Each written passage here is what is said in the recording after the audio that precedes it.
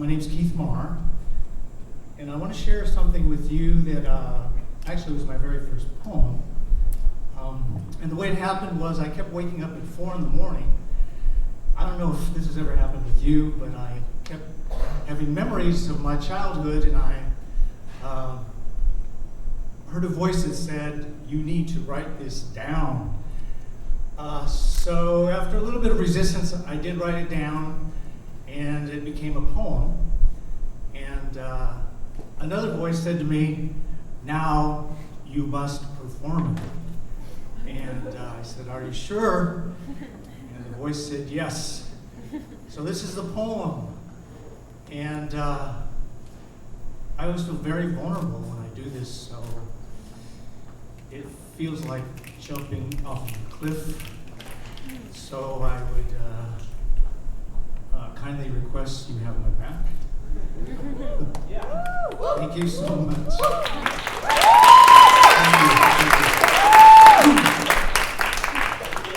you. So this is called Erasure.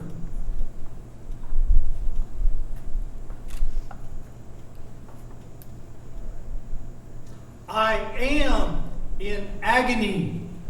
My 4th grade class at my almost all-white school in Fresno, California, has to draw a self-portrait as I spent all my free time drawing. I think this will be fun. I think this will be easy. I soon found what seemed so simple wasn't so easy at all. I am in agony. I cannot finish my drawing. Each time I draw my face, I erase. I begin to start over. Each time I draw my face, I erase. I draw my face again, and I erase again. Each time, I come ever so close to completing my face. I'm filled with shame at what I see, for what I see staring back at me is this Chinese face. Something I knew even at that tender age was unacceptable. And if I'm really honest, it was my Chinese eyes I felt the most ashamed of. You see, it's these same eyes that carry the same shame that make so many Asian women spend billions of dollars all over the globe every fucking damn year. So after years of hearing ching-chong improvisations, and especially those pulling back the eyes gesticulations, I began to hate myself in the way that I looked. And it didn't help that my mother would remind me to avoid wearing colors that would make me look too yellow. Too yellow for whom, Mom? But you see, she had been breathing in the same smog in the air as me for even longer than I had.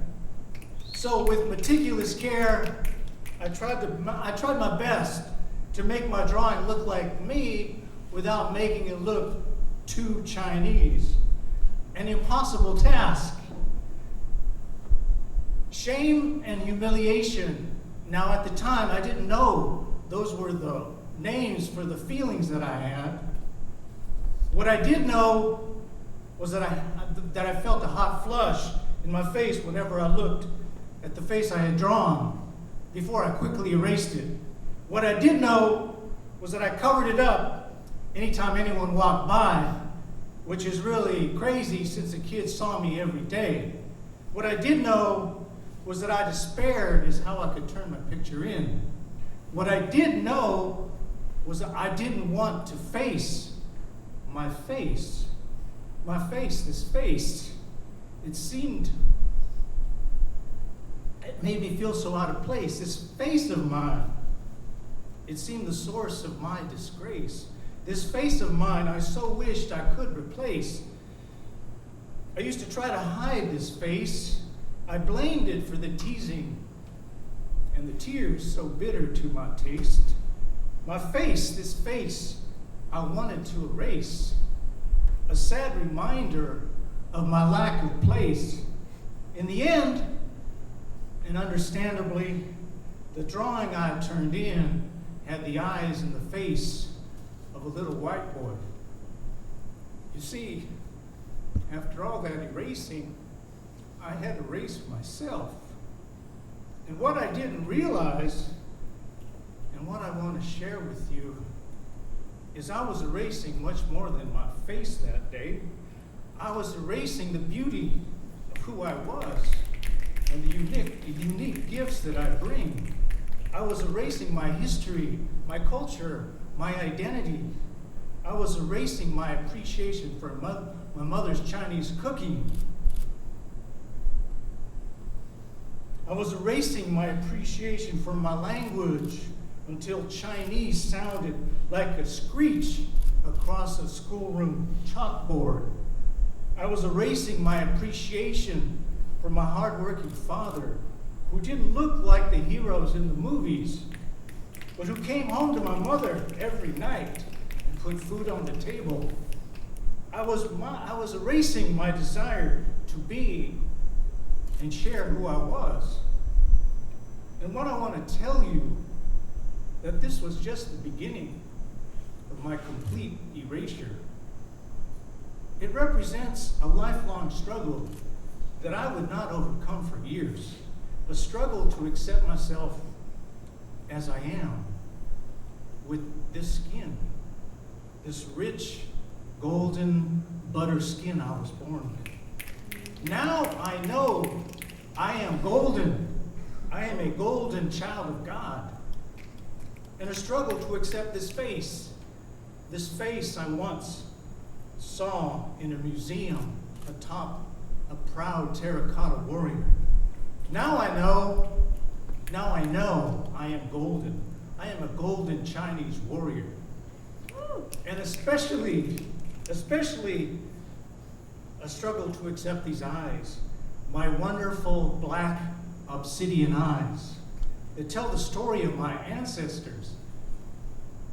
If you only look deeply enough into them. I never told my parents. In fact, I have told very few people my entire life what I'm telling all of you now. This is a story that I would forget for years and then rediscover. This story is an old friend pointing to where my healing lies. This story is like a splinter I remove from my soul in the telling, but only in the telling. I know now that this shame is not something I was meant to keep. I release it into the wind. I release it into the sky. I release it into the ocean. Cleansed by the shower of a million tears, I stand loud and proud. I hold my head up high. I look the world square in the eye with these eyes. I never told my story. It's time. It's been time. It's about time I share my story with all of you.